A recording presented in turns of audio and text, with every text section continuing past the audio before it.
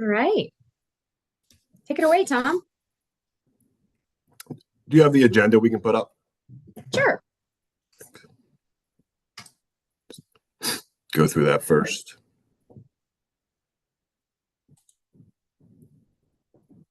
See if it allows me to share.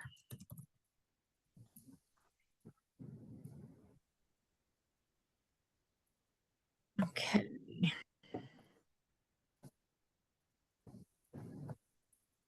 Are we seeing it yet? No, not appearing so.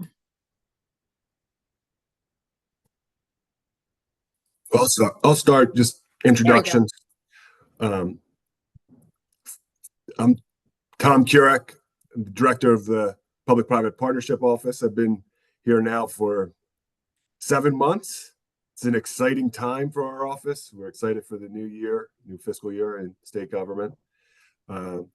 And I'm happy you guys can join us today. And Suzanne, you go. All right. Let's do some intros first. Suzanne Ray, program manager with P3. And I'll be hitting up some of the projects today as well. Matt, let's take it away with you, and then I'll introduce the committee members. I am Matt Gaynor, the project manager on the P3 office. I am currently working on the DOC broadband project, and we will touch on that later in the call. Perfect. Carrie, I'll just move around my screen and call y'all out, please. Thanks. Sure. Carrie Schiff, I'm a advisor to this committee, and I'm a commission member on the EDC. Wonderful. Stephen. Stephen Pallets, EDC commissioner. Stephen, where are you? What part of the state are you in? I'm in Denver. Great. Thank you. Jay. Jay Seaton, I'm in Grand Junction, also an EDC commissioner. Perfect. Thank you. Carl. Carl Young, also an EDC commissioner. I am in Southeast Colorado.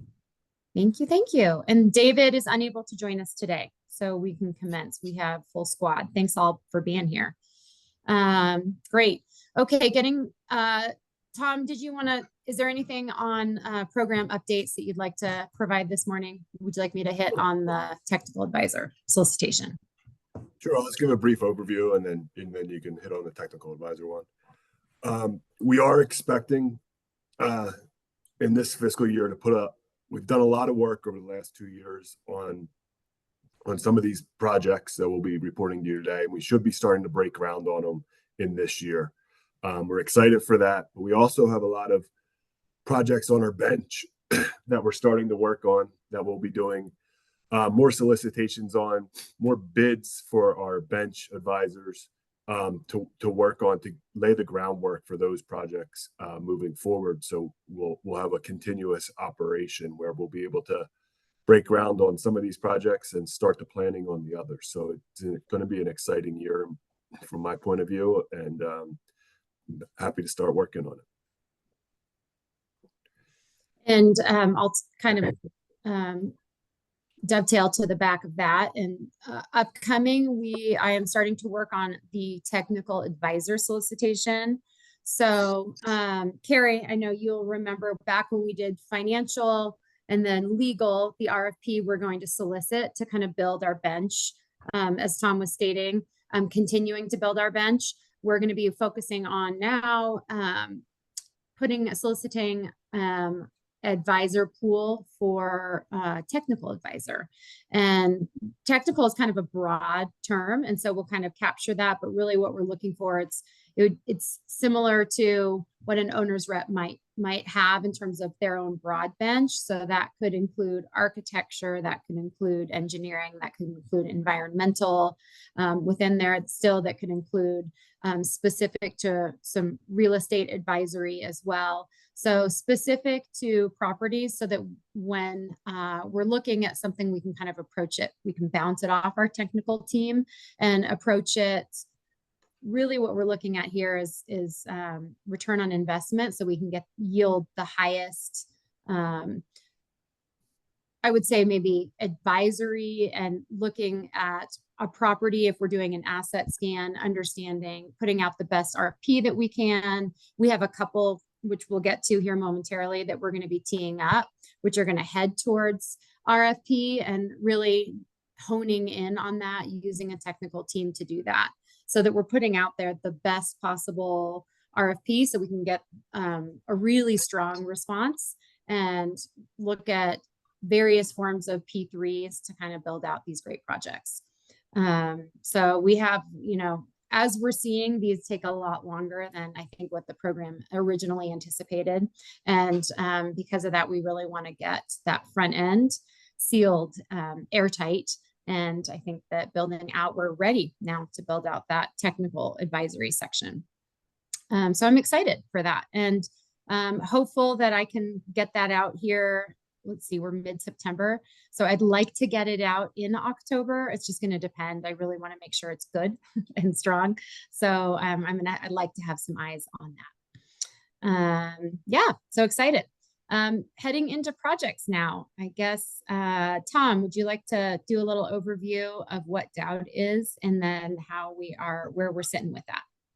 Sure. First, any questions on the technical advisor solicitation? You guys all good? Good. Okay. So for the Dowd project, that project is mostly completed. We have got CDOT has gotten everyone that was living up there off of the land. They now have committed to cleaning up the site, all of the trailers that were up there off by the end of the year. At that point, our involvement will be pretty much done in the project for now, and we very happy to kind of help bring state government together. We're able to get CDOT what they needed to do and get the state land board as well. So proud of that. It was a long time coming, and it worked out in our favor. Next project is the AHEC ball field project. Currently, the Columbia Ventures did get Prop 123 money for that as well. So we are currently in conversations with Chaffa and Columbia Ventures on this project to determine what the status is, what are the rules behind the Prop 123 money, because that is new money that kind of has to be negotiated as any grant, as a scope of work going into building the apartments and the affordable housing and the child care center there, expanding their current child care center and to a larger one on the AHEC campus. And those are really the two updates that I have. We also in the coming months we'll also pick back up 1881 Pierce Street. I don't know if you guys remember that project, Carrie, but we had worked on that before my time with Natrice, and we're going to pick it back up and start discussing how we can move it forward for most likely affordable housing on that site as well. And that is located in Lakewood, just off of Colfax, West Colfax. There's a DMV, I think, site right there as well, and then the adjoining property, adjacent property. So looking forward to getting an update, hopefully, on 1881 Pierce in the coming sessions. Lookout Mountain, I'll take this one.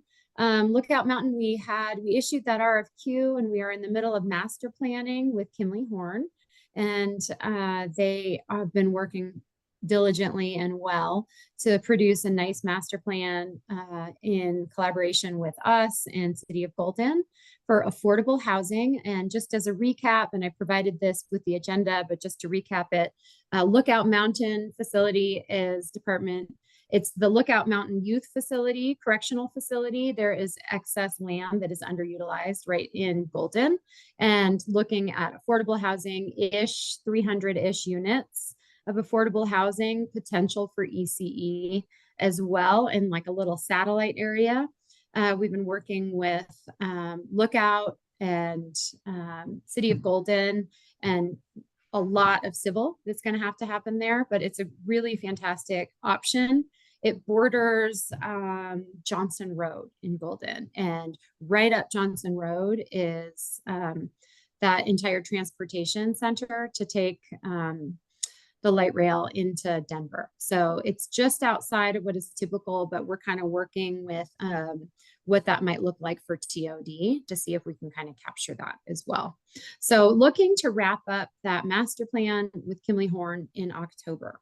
And then depending on where we are with that technical advisor RFP, TBD, we may wait and have technical advisor work out first and then push the RFP for Lookout Mountain, or we might push that first. So kind of TBD on timing there. We'll certainly keep you guys abreast of that. But really excited about this project and the opportunity to bring about just over 300 units of affordable housing to the Jefferson County area. Next project, let's see, I'll pause there. Any thoughts or questions in regards to Lookout Mountain? Okay, really some great momentum on that. It feels exciting. Steamboat. Steamboat is next, and just as a recap, Steamboat is actually a Steamboat, and we're partnering with CDOT, Routt County, and the City of Steamboat to provide workforce housing and early child care in the city. And we'll have to do some, it's CDOT land. It's a parcel that's never been built on. It's utilized and undeveloped. And the reason why it's been left for so many years undeveloped is that it's a really challenging piece. There's a lot of civil, it's sloped, and it goes right down onto the riverfront. So it's actually a beautiful piece of property.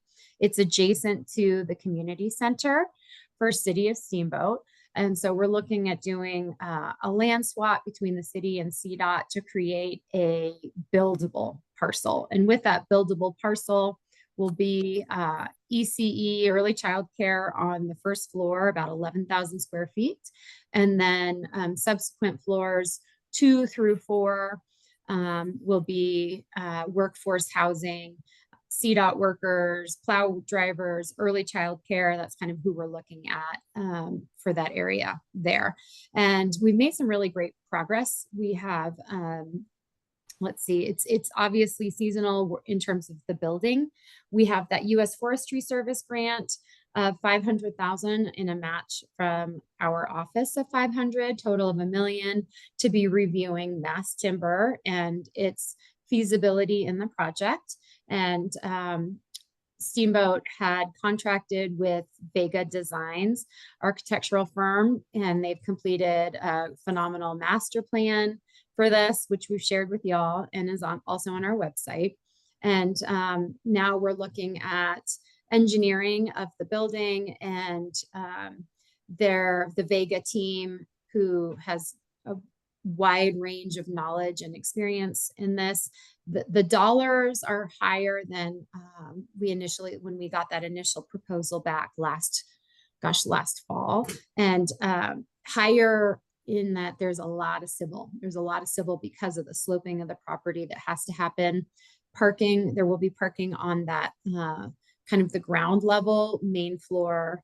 It's going to kind of be sloped. So various parts will be kind of like a walkout parking structure, and then that ECE on floor 1 or main floor, depending on how you're looking at it from street level. And then the subsequent floors of housing.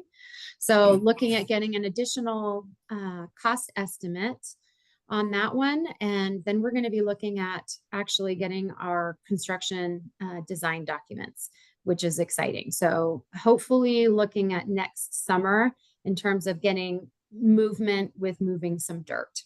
And we'll be going to working with CDOT to go through Transportation Commission to get this approved, and City Council. Some great news recently. City Council, Steamboat City Council unanimously approved that they would own the building, which is fantastic. So we'll then look at all the little pieces that go into that. So some really strong momentum, and pieces are all moving in the right direction here. We're working with the grants advising team as well to apply for and capture as much as we can, as well as additional foundation dollars, private dollars too. That's the update on that one. It feels a long time coming, but we've got some great some great movement. Yes, Carl. Thanks. Have they selected a provider for the early child care center? Great question.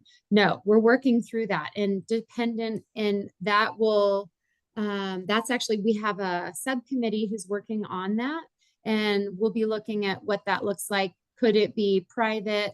Might it be City of Steamboat? Open for all options as of right now. The solicitation will come from City of Steamboat.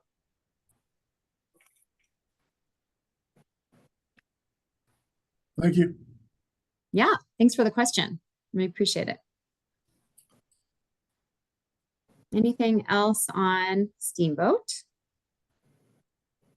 Okay.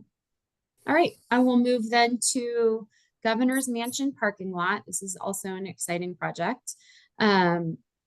Let's see, there is a parcel of land that is currently a parking lot directly adjacent to the Governor's Mansion.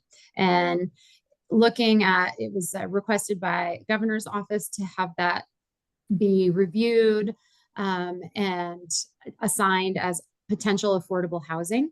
So our office has that. We are working actually in conjunction with CU Denver to create, I don't want to say a conceptual design. It is a high level, they can't stamp it, but it is, they're creating, and their team of students are creating 3 designs that we can look at of affordable housing. It will have some event space at the top and some retail and commercial on that main floor, which is extremely exciting. And we are just in the early stages of that.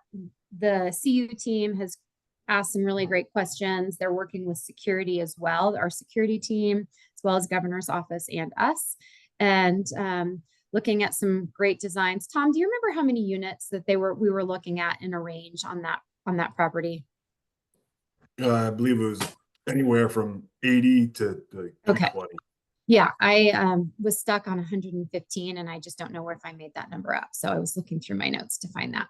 So it will depend on the design, and parking will be wrapped underneath that building. But it's been really great so far in working with our higher education to kind of create a project like this. And it's been, they're creating some really great designs and asking some great questions. So that we're early stages of that one. And I think we will have 3 responses back by also mid to late October, that we can kind of determine where we're going to go with that and how we're going to approach that. So that's, it's a small parcel, but there definitely has some availability to offer a lot to the local community. Questions on Governor's Mansion or thoughts? Thank you. Matt, I'm going to pass it to you. Thank you, Suzanne. And to provide a little background on the DOC broadband project, the P3 office, we've received about a slightly over $2 million grant from the Denver Foundation to fund the project.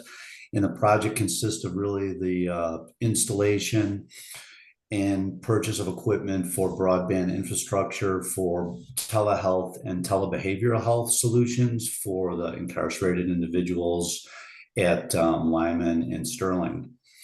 At Lyman, we have started construction approximately about a month ago, and that's slated to wrap up, barring no massive challenges, by the end of October. Sterling, we're still waiting back for some costing and some design information. There's been some revisits back to Sterling, given the size of the facility. It's approximately, well, it's over twice the size of Lyman. So some of the subcontractors have had to go back out, make sure that they captured everything that they need to for their costing. And once that is completed, hopefully we get the revised costing back for Sterling, and a schedule for Sterling by the end of this month is what I'm targeting. We can come up with finalizing the GMP and start work at that location in short order, with the target of completing both projects by end of year. Again, Lyman, hopefully end of October. So we've made some great inroads there. We did purchase all of the OIT equipment, and we have received that. So that's a good news story. And now it's really just working through. The main thing with Sterling is getting that design completed and reviewed, and construction start out there. I don't know if anyone has any questions on broadband for DOC. And I guess with that, Suzanne, I'll turn it over to you or Tom. Yeah, that's our project updates. If you have any other questions on any projects, feel free to ask them. If you have any questions for the program as a whole, feel free to ask as well. Open floor. Yeah, guys, thank you for these updates. It's helpful. What would be even more helpful for us, because we kind of parachute in and then we're out for, months, is I wonder if we could get, timelines on these projects so we can kind of track progress over time, and when you anticipate completion, and so we can see progress towards completion. Just don't want you to spend a lot of time on it, but just so we can sort of monitor it more competently. Yeah, I think we can do something like that.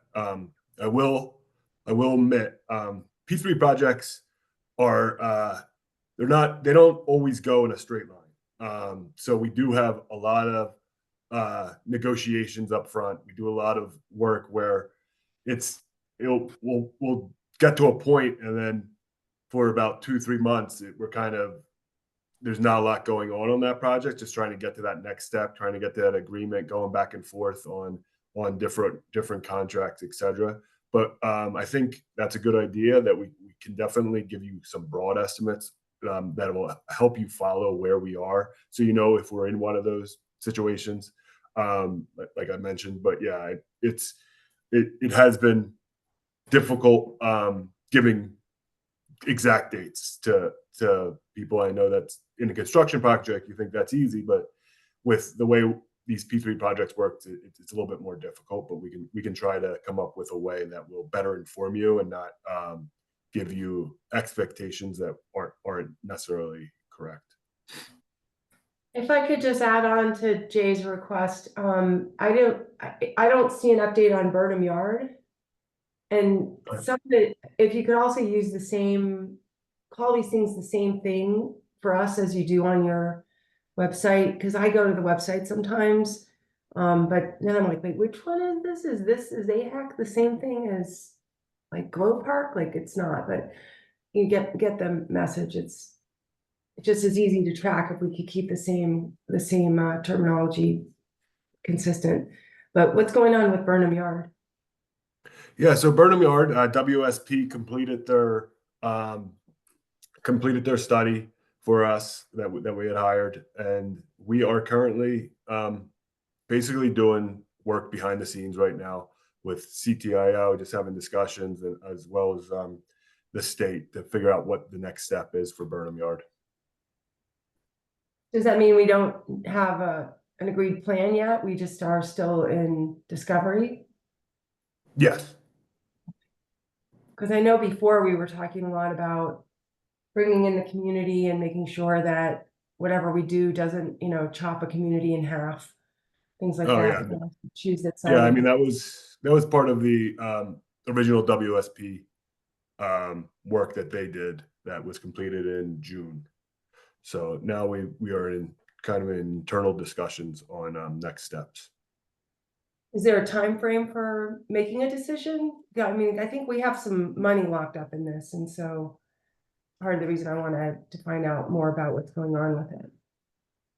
Yeah, I mean, I know CTIO is interested in making a decision before, I believe it's 2026. So that I know everyone's working to kind of hit that timeline, that we can get moving before that money is needed.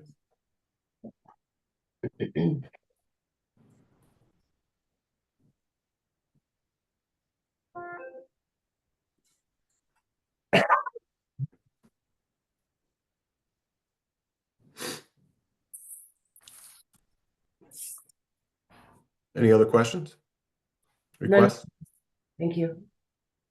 No problem.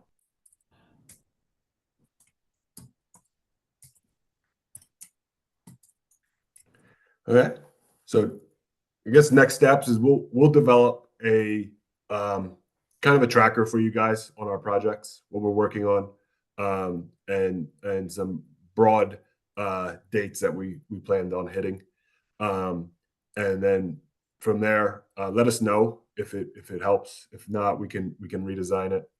But that will be a step that we bring back to try to help you guys be able to better follow our projects as they move forward. As I said, we're very excited for this year. We've done a lot of legwork on some of these projects. As you saw, the DOC project has already broken ground. We're excited for that one. Dowd was finished. AHEC negotiations, we're hoping to have, I know Columbia Ventures is hoping to have ground broken within the next 6 months on that project. So it's an exciting time. Lookout Mountain, I'm really excited about to get that out there. I think it's a fabulous piece of property. I think we'll have lots of interest from developers. So it's going to be an exciting year. And I want to thank you guys for helping us. And if you have any other questions or suggestions, feel free to reach out or let us know now.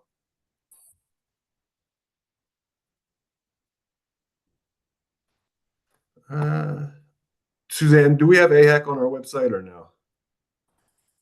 Sorry, am I unmuted? I did see a question here. So let me just read that out loud. Is there any info on AHEC on the P3 website? I will take a look. It was linked at one point in time, and I'll see what the updates are. Recently the websites merged over, so there will be a big update coming up here, some project changes by the end of September. So we're rolling them out here with the new website, and there will be new links and new changes there as well. So if there isn't an update on AHEC, we'll make sure that there is. Matt Gerard. Well, thank you guys. Look forward to seeing some sort of trackable timeline. No problem. Yeah, and then potentially what I can also provide, Jay, to your point too, is you guys can track that and or just maybe small email updates, because originally when we switched to quarterly, wanted to leave it up to you guys for how you wanted to understand what was going on.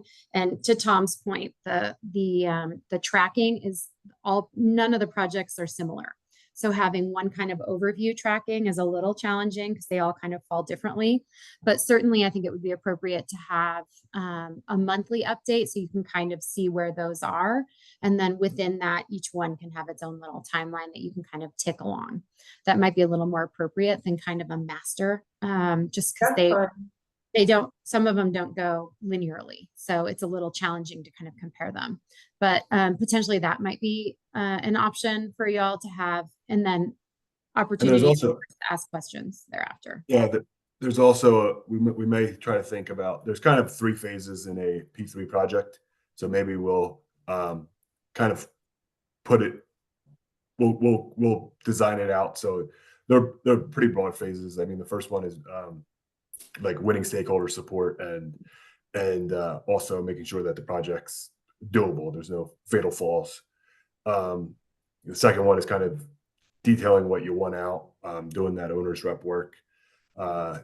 And then the third step is actually putting it out to bid. And that's maybe something we'll try to do it that way. So it'll be a little bit easier for you guys to understand what part of the process we're in. And then we'll go from there. That works. Good idea. Sounds good. Thank you, guys. Thank you. Thank See you, you. everybody. Thanks, everyone. Bye-bye. Bye.